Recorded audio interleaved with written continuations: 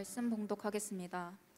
또 이르시되 너희 중에 누가 벗이 있는데 밤중에 그에게 가서 말하기를 벗이여 떡 세 덩이를 내게 구워 달라. 내 벗이 여행 중에 내게 왔으나 내가 먹일 것이 없노라 하면 그가 안에서 대답하여 이르되 나를 괴롭게 하지 말라. 문이 이미 닫혔고 아이들이 나와 함께 침실에 누웠으니 일어나 내게 줄 수가 없노라 하겠느냐. 내가 너희에게 말하노니 비록 벗됨으로 인하여서는 일어나서 주지 아니할지라도 그 간청함을 인하여 일어나 그 요구대로 주리라. 내가 또 너희에게 이르노니 구하라 그러면 너희에게 주실 것이요 찾으라 그러면 찾아낼 것이요 문을 두드리라 그러면 너희에게 열릴 것이니 구하는 이마다 받을 것이요 찾는 이는 찾아낼 것이요 두드리는 이에게는 열릴 것이니라. 너희 중에 아버지 된 자로서 누가 아들이 생선을 달라 하는데 생선 대신에 뱀을 주며 알을 달라 하는데 정갈을 주겠느냐. 너희가 악할지라도 좋은 것을 자식에게 줄 줄 알거든 하물며 너희 하늘 아버지께서 구하는 자에게 성령을 주시지 않겠느냐 하시느니라. 아멘. 샬롬. 우리 한 분 한 분을 예수 그리스도의 이름으로 축복하고 환영합니다. 아까 기도 속에도 나왔지만 이제 조금 있으면 금식 기도가 우리한테, 저는 금식 기도가 항상 축복이었습니다. 왜냐하면 저한테는 개인적으로 금식 기도, 우리 그때 갔을 때 사실은 제가 제 아내에 대해서 특별한 생각을 갖게 만든 게 금식 기도였어요. 왜냐하면 굉장히 우린 9끼를, 그러니까 9끼를 3일을 꼬박 금식하고 들어올 때 그 입구에서 쌀을 들고 와가지고 쌀을 갖다 부으면은 그걸 모아가지고 어려운 분들한테 그 쌀을 나눠주면서 금식을 했었습니다. 근데 여담이지만 그때 한 위가 안 좋은 사람들은 위액을 토해요. 근데 아내한테는 초록색 빛이 나왔어요. 그게 나중에 알고 보니까 담즙이었어요. 제가 그 모습에 굉장한 많은, 아직도 그 눈에, 흰 눈에 쏟아진 그 초록빛, 에메랄드 색깔의 그 액체가 기억이 나요. 사실은 제가 그걸 여러분한테 말씀드리는 거는 바로 하나님 앞에 우리가 그렇게 나아갔던 그런 아름다운 모습들이 옆에서 보고 있는 사람들한테도 도전이 되더라라고 하는 겁니다. 그리고 오늘 말씀을 갖다가 보면서 제가 준비하면서도 그런 생각을 했습니다. 금식할 수 있는 건 얼마나 축복인가. 금식하면서 기도할 수 있는 건 축복이고 또 그러한 기회를 주시고 그때는 우리가 금식 기도를 위해서 또 기도로 준비를 했었습니다. 그런 의미로 오늘 이 기도에 대한 말씀을 보길 원하는데, 이 말씀이 사실 예수님이 하신 말씀 중에 어려운 말씀 중에 하나입니다. 하나님을 향해서 기도하라 그러면서 사실은 이 말씀을 쓰셨는데, 지금 여기 보면은 특별히 와닿는 한 단어가 있습니다. 그게 뭐냐 하면은 지금 보시면요, 5절 같은 경우 이렇게 되어 있습니다. 벗이 왔습니다. 밤중이라고 우리한테는 번역이 되어 있는데, 그게 그 헬라어를 있는 그대로 번역하면은 딱 12시입니다. 왜냐하면 저녁 8시부터 아침 8시까지가 이분들이 말하는 밤인데 거기에 딱 중간이라는 의미예요.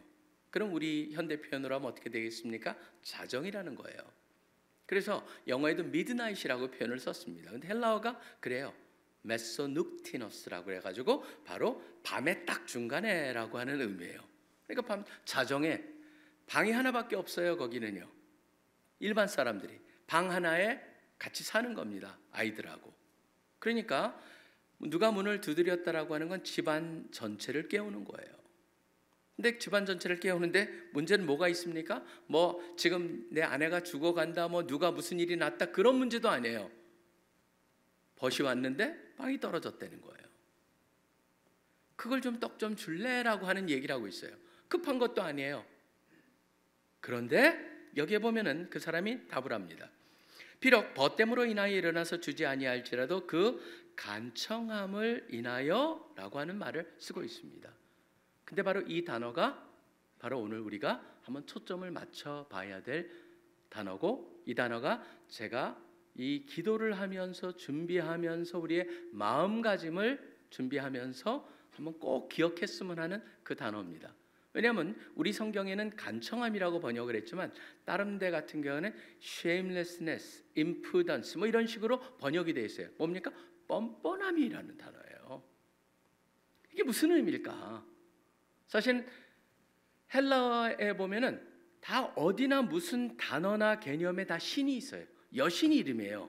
이게 아이도스라고 하는 그 여신인데 뭐냐면 shame, 수치감, 그 다음에 존중, 그 다음에 적당함, 그거를 나타내는 여신의 그 앞에 그게 아닌 것이라고 하는 부정이 붙어 있는 말이에요.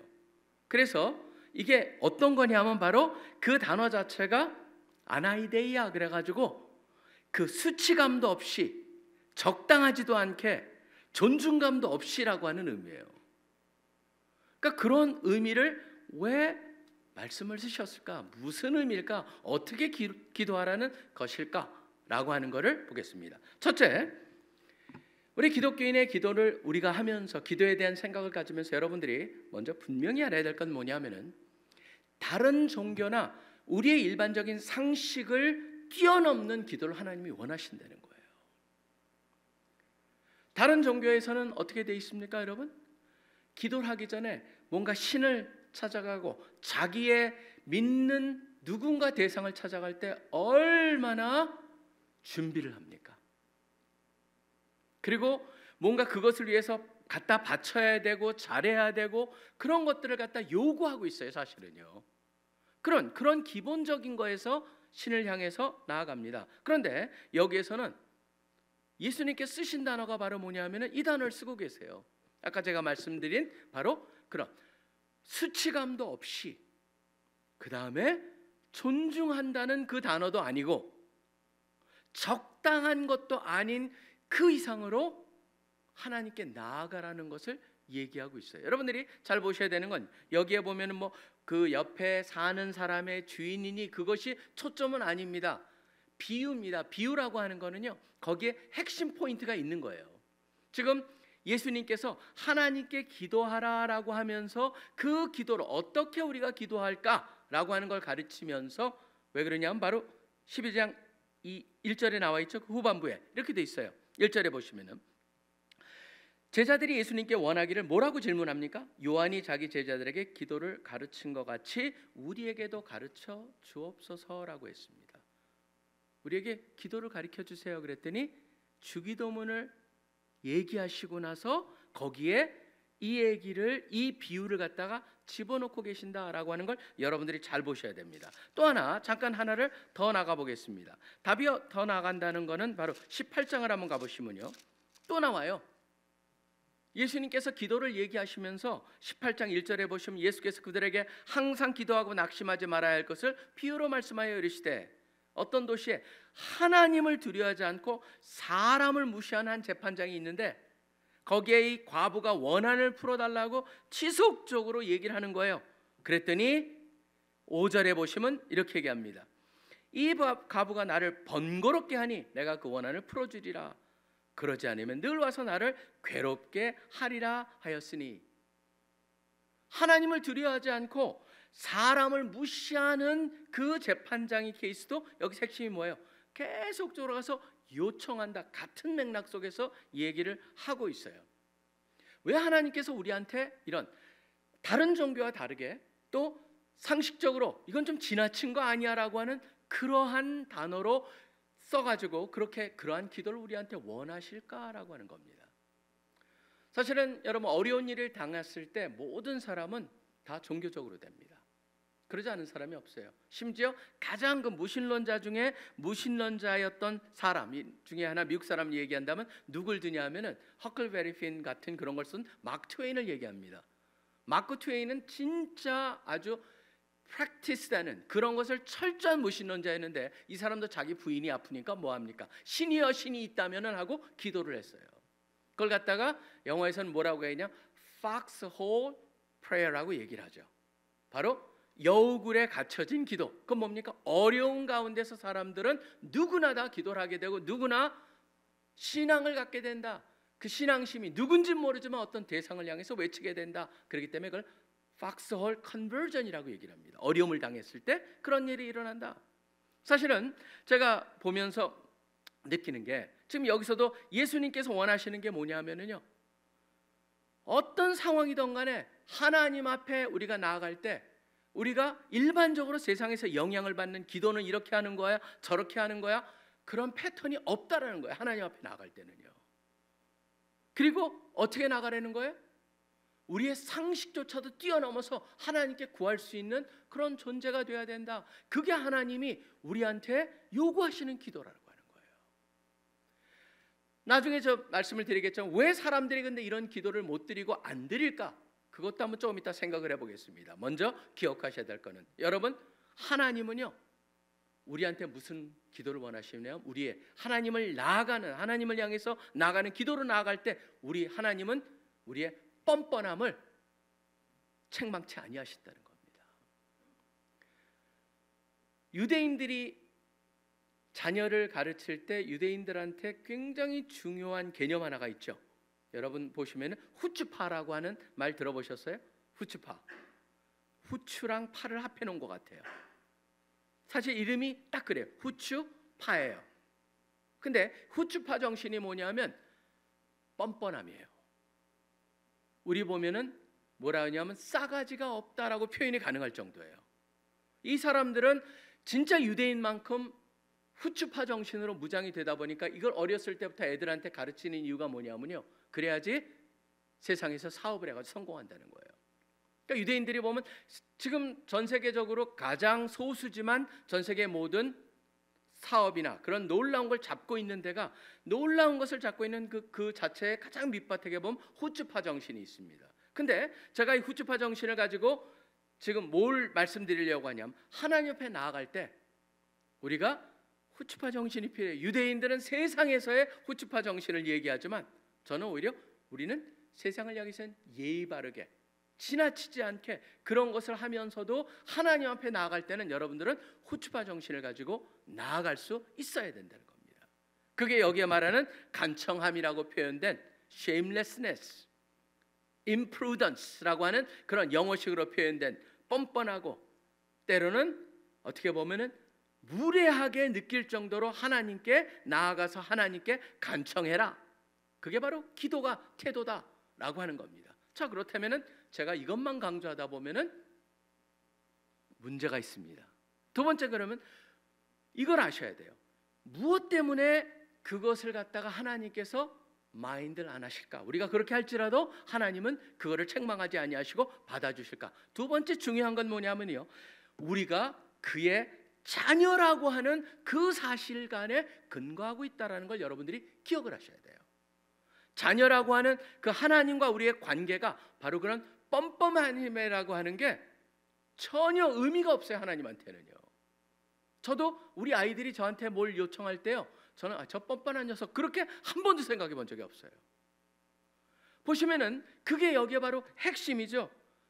가장 중요한 핵심, 바로 그 간청함이라는 표현을 가지고 우리한테 기도를 요청하시는 가장 핵심적인 이유는 뭐냐면, 우리는 하나님께 예수 그리스도를 믿었을 때 하나님한테 입양된 자녀들이다라고 하는 그게 가장 핵심이라고 하는 것이죠. 지금 보시면요, 제가 이미 말씀을 드렸습니다. 아까 어떻게 기도해야 됩니까? 기도를 가르쳐 주옵소서 그랬더니 2절에 보시면은 예수께서 이르시되 너희는 기도할 때 이렇게 기도하라 그러면서 뭐라고 되어 있습니까?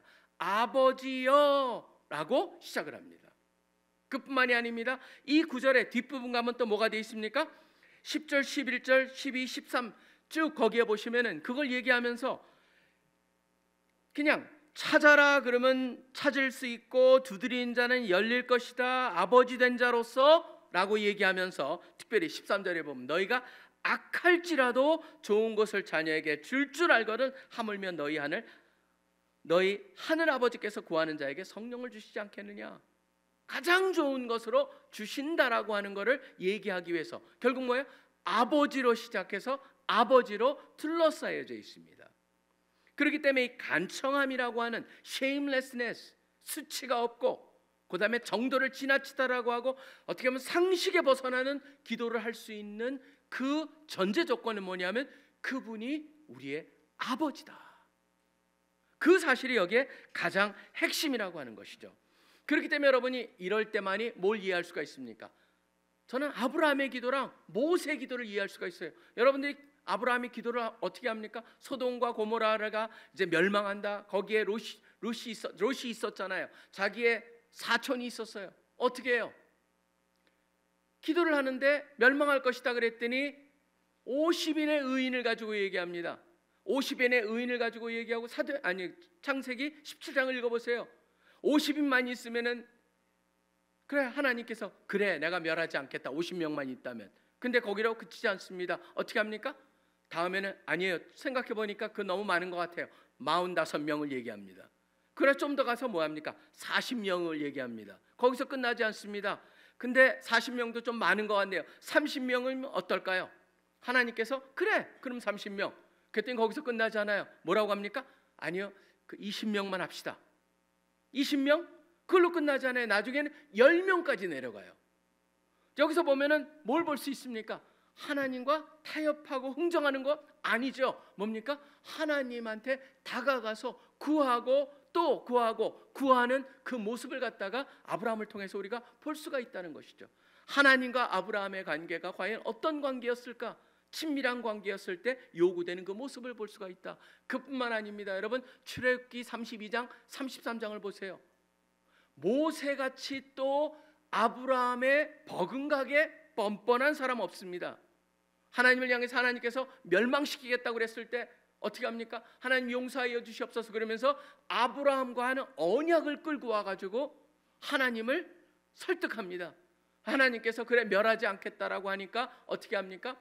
이제는 자기를 갖다가 초점을 맞춥니다. 저를 갖다가 오히려 생명책에 지워지면서까지 그들의 죄를 용서해달라고 얘기합니다. 하나님께서 그러니까 알았다 그러면서 어떻게 하냐면은 그래 너희를 내보내겠다, 너희를 올라가게 하겠다. 그렇지만 나는 가지 않겠다. 거기서 그걸로 만족하지 않습니다. 하나님이 가시지 않으면 아무 의미가 없습니다 하고 하나님을 또 때를 쓰기 시작을 합니다. 그러고 나서 여러분 뭐가 만들어집니까? 바로 회막이라고 하는 하나님한테 기도하는 기도처를 갖다가 백성들하고 떨어뜨려 만들어 놓고 그 안에 가서 하나님하고 기도를 합니다. 하나님한테 기도하면서 하나님 그랬더니 그래 내가 너랑 함께 가겠다. 설득을 뭘로 합니까? 어떻게 하나님이 우리를 갖다 택하고 우리가 하나님의 백성인 줄을 하나님이 한 것이 알 수 있겠습니까? 그랬더니 그래 가겠다 그랬더니 거기로 마치지 않아요. 하나님의 영광을 드러내 주시옵소서. 여러분, 출애굽기 32장 33장을 읽어볼 때마다 느끼는 건 뭡니까? 바로 기도하면서 어떻게 우리가 기도해야 되는가. 바로 그 관계는 하나님과 우리 사이가 바로 그런 특별한 관계였다. 바로 입양이 됐다라고 하는 것, 영어로 하면 adoption이 되었다라고 하는 것은 여러분 기억하셔야 될 게 있습니다.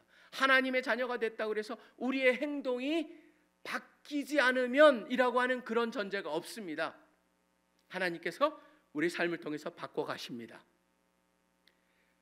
입양이 됐다고 해서 우리의 행동이나 우리의 DNA가 바뀌어버리는 게 아닙니다. 뭐가 바뀝니까? 우리의 위치가 바뀝니다. 그거를 늘 기억하셔야 돼요. 왜냐하면 위치가 바뀐 존재다라고 하는 것을 우리가 잊어버릴 때 우리는 내가 행동이 이런데 진짜 하나님의 자녀 맞아? 그거는 세컨더리예요. 부수적인 거예요. 하나님께서 어떻게 바꿔가시날 기대를 하면서 순간순간 나의 부족함을 보기보다는 내가 이미 예수 그리스도를 믿었을 때 하나님이 우리를 보시기에 자녀로 칭하시고 받아들이신다라는 걸 여러분들이 이해를 하시지 않는다면 우리는 하나님 앞에 나갈 때 망설여질 수밖에 없습니다. 결국 하나님 앞에 얼마나 뻔뻔하게 때로는 부적당하게 보일지라도 때로는 하나님을 존중하지 않는 걸지라도 나아가라. 왜 그러냐면 하나님이 우리의 아버지고 여러분들이 예수 그리스도를 믿었다면 바로 여러분의 아버지이기 때문입니다. 그런 유명한 일화들이 참 많죠. 새벽에 임금된 아버지를 깨울 수 있는 사람은 그 부인도 되지 못한다. 누가 유일하게 깨울 수 있습니까? 깐 어린 아이예요. 4-5살 아이가요 가가지고 깨울 수 있고 물 가져오라고 그럴 수 있어요. 나 물 좀 줄래? 그러면서 아빠 나 배고파 그렇게 찾아왔을 때 저의 어린아이들의 제 아이들이 어렸을 때 했던 것들이 다 기억나요. 그 아이가 뭐가 앙만 해도 눈이 번쩍 뜨는 그게 바로 부모의 마음이었어요. 전 그걸 보면서 느끼는 게 우리가 하나님을 찾아갈 때 하나님 앞에 나아갈 때 여기서 가르쳐준 건 뭐냐면 나와 하나님의 관계가 바로 아버지와 자녀의 관계인가.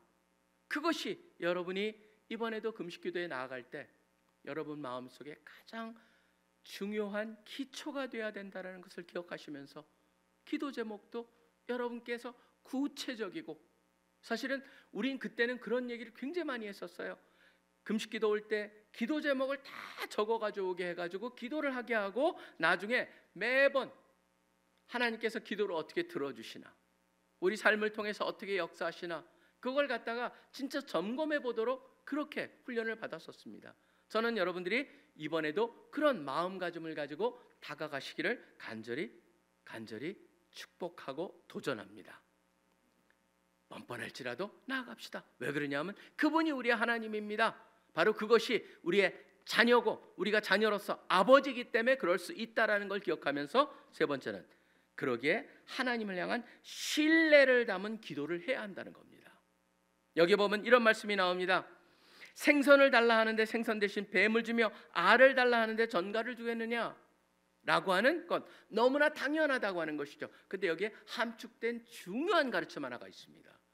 뭐냐면 자녀가 뱀을 달라고 그러고 전갈을 달라고 그랬을 때 뱀과 전갈을 주겠느냐라고 하는 질문입니다. 안 주시죠. 너무나 당연한 거예요. 근데 당연한 것이 있는데 우리가 잊고 있어요. 그렇기 때문에 때로는 우리가 하나님께 기도하지만 하나님께서 더 좋은 것을 주시려고 우리가 원하는 걸 주시지 않을 수가 있다라고 하는 게 여기에 담겨져 있는 것이죠. 저는 하나님께 나아가면서 사람들이 바로 이 부분을 잊어버리다 보니까 우리는 응답받은 기도, 내가 원하는 대로 주시는 것만 응답받은 기도라는 착각을 할 수가 있습니다. 그렇지만 아버지다, 나한테 좋은 것으로 주신다라는 생각을 했을 때 우리가 원하는 것이 진짜 좋은 것이라면 하나님께서 주실 거예요. 저는 분명히 믿어요. 그런데 우리가 달라고 그랬을 때 그것을 갖다가 주셨을 때 우리한테 문제가 되고 손해가 되고 해가 된다면 절대 주시지 않을 겁니다. 아이들이 알라딘 램프 같은 것을 달라고 그랬을 때 만약 알라딘 램프 우리 그 4-5살짜리 주잖아요. 그럼 여러분 그 자리 피해야 돼요. 왜냐하면 걔네들은요 원하는 걸로 세상을 엉망을 만들 거예요. 자기 원하는 이기주의. 여러분 옛날에 그거 보셨었잖아요. 브루스 얼마이트인가 해가지고 신이 하나님이 돼가지고 응답해 주는 거. 다 예스 하니까 세상이 어떻게 됩니까? 완전히 뒤죽박죽이 되잖아요. 생각을 해보면은 그렇습니다. 지금 우리가 하나님께서 우리가 원하는 것을 때로는 왜 안 주시냐면 더 좋은 것으로 하나님의 시간에 맞춰서 주시고자 하는 그러한 신뢰가 우리가 있을 때 바뀌는 거죠. 저는요 기도는 이러한 기도, 어떻게 보면 뻔뻔이라고 하는 단어를 제가 계속 쓰고 있지만 그 단어를 쓰는 건 각인시키기 위해서 그렇습니다. 하나님께 나아가는데 기도하는 데 있어서는 뭔가 포맷이 필요하지가 않습니다. 어떤 특정한 예의를 갖추는 것도 필요 없습니다. 왜냐하면 그분과 우리의 관계는 부모와 아버지와 자녀의 관계이기 때문에. 그렇지만 여러분들이 아셔야 될 거는 바로 그런 기도를 드리면서 뭐가 되는 겁니까? 진정 자녀가 되어가는 거예요. 저는 이거를 잊어서는 안 된다고 생각합니다. 자녀이기 때문에 구할 수 있으며 그런 기도를 하면서 점점 더 자녀됨을 우리가 인지하고 자녀가 되어가는 거예요. 하나님 보시기에는 이미 자녀지만 우리는 아버지가 하나님의 아버지로 다가오는 것은 우리가 그러한 과정 속에서 되는 거예요. 사람들은 하나님께 그러지 못해요. 왜 그렇습니까? 바로 거기에 보면은 관계가 어떻게 형성되는가를 잘 몰라서 그래요. 여러분 보면 하나님과의 관계를 잠깐 생각해보면 하나님은, 저는 아버지와 아들의 관계, 아버지와 자녀의 관계를 생각해 봤을 때 관계란 단어는요 그냥 한번 딱 만들어지고 끝나는 게 아니죠. 그러다 보니까 여러분들이 심지어 그런 말도 있습니다. 낳은 정이 아니고 기른 정이란 말이 있는 건 왜 그렇습니까? 바로 모든 것들은 관계로 형성이 되는 거예요. 관계로 형성이 되는 거기 때문에 여러분들이 부부가 결혼했을 때, 두 사람이 결혼했습니다. 사랑한다는 말을 갖다가 결혼식 날 말하고 한 번도 하지 않고 살아요. 그러면은 진짜 그 부부 관계가 점점점 깊어지고 부부 관계를 알 수 있을까요? 아니에요. 미국 사람들 같이 맨날 사랑한다는 말 하루에 수십 번씩 안 하면은 의심하는 그런 관계가 아닐지라도 우리는 언어를 통하여서라든가 표현을 통해서 뭘 보여줍니까? 사랑한다라고 하는 표현을 하고 서로가 그런 걸 했을 때 관계가 깊어지죠. 하나님과의 관계도 뭐예요? 우리는 하나님께 한 번만 얘기하고 그거 사주세요, 그거 뭐 해주고 끝나는 게 아니죠. 아이들은요, 사줄 수밖에 없게 만들 때가 있어요. 왜 그래요? 반복적으로 얘기하기 때문에. 저는 그러한 태도가 아이들 그걸 우리랑 1대1로 그대로 비교할 수 없을지라도 하나님 앞에서 나갈 때 뭐가 있냐면 한 번 얘기하는 걸로 그치지 말고 이런 모습으로 저런 모습으로 계속적으로 다양하게 기도하는 모습, 기도를 통해서 여러분들이 점점점 그분하고의 관계가 더 깊어진다라고 하는 걸 기억하면서 요청하신 여러분, 그 다음에 또 앞에는 뭐예요? 아버지와의 관계예요. 그냥 단순한 관계가 아버지의 관계예요. 그렇기 때문에 아버지의 관계이기 때문에요, 여러분이 어떻게 했고 무엇을 어떻게 잘못했고 그것이 어떻게 보면 이거를 흔들 수가 없다라고 하는 거예요. 때로는 우리가 하나님 앞에 나가서 담대하게 구하지 못한 이유는 뭐예요? 내가 그렇게 살았는데 과연 내가 이러한 구할 자격이 있는가? 하나님과 우리 관계는요, 고용인과 우리의 그 밑에서 하이어된 고용주와 고용을 당한 사람의 관계가 아니에요. 그렇다면은 그 앞에 가서 고용주한테 나가가지고 뭐를 요구하려면은 자기가 한 거를 가지고 요구를 해야 되는데 그게 아니잖아요. 우리한테 소위 말한 job description이 없어요. 하나님, 너희는 이렇게 살아야만 내가 해줄게, 그런 게 없어요. 하나님은 그걸 요구하지 않으세요. 그건 뭐냐면요, 그거는 부모 자식의 관계가 아니에요. 그거는 고용주와 고용인의 관계일 뿐이에요. 그 때문에 여러분이 기억하셔야 될 건, 맞아, 나는 하나님과 부모와 자녀의 관계구나. 그렇기 때문에 여러분들이 담대하게 나아가고 그것을 기억하면서 그 관계를 깊어지게 만드는 길은 딱 하나예요. 기도를 통하여서 그 자체가, 그 관계가 내 것이 되고 깊어지고, 그 깊어질 때 우리의 모든 나눔과 우리의 심지어 마음속에 있는 신음도 하나님 앞에 도달이 될 수 있고 하나님이 들으시고 답을 주신다라고 하는 겁니다. 그렇기 때문에 예수님께서도 우리한테 뭐라고 합니까? 지금 저는 이 세상 속에서 우리가 그런 것에 대해서 너무나 많이 들은 게 있어요. 저도 제가 대학교 1학년 때 예수님을 만났잖아요. 그전에는 다 세상 속에서 불교, 그 다음에 우리 집에서는 불교 집이었죠. 그 다음에 심지어 굿도 했던 그런 집이에요. 그런 속에서 제가 가지고 있는 세상을 보는 눈이 있는데 그것을 바꾸는데 상당한 시간이 걸려요. 근데 그 중에서 가장 변화가 필요했던 게 바로 기도라는 영역이었어요. 뭐냐면 하나님은요, 그런 모든 세상적인 다른 종교에서 요구하는 그 기도를 향해서 마음을 재개하고 그 다음에 깨끗이 하고 뭐하고 그 다음에 그걸 가기 위해서 얼마나 뭔가 많은 일을 하고 그러고 나서 얘기해야지 그 신이 들어준다는 생각을 완전히 무시해버려요. 심지어 우리의 기본적인 상식조차도 뛰어넘는 기도를 하나님이 원하신다라고 하는 그거를 극복하는 게 상당한 시간이 걸렸어요. 근데 오늘 예수님께서 그런 말씀을 하시는 거예요. 여러분도 그럴 수 있어요. 그걸 뛰어넘을 때 우리는 드디어 하나님이 나의 아버지가 되는 그것을 경험할 수 있고, 내가 그분의 자녀됨을 더 인식하고 그것을 갖다가 우리의 삶 속에서 즐기며 살 수 있는 그러한 일이 일어난다는 것을 여러분 모두가 기억하시기를 바랍니다. 이번 금식 수련회 어떤 마음으로 오시겠습니까?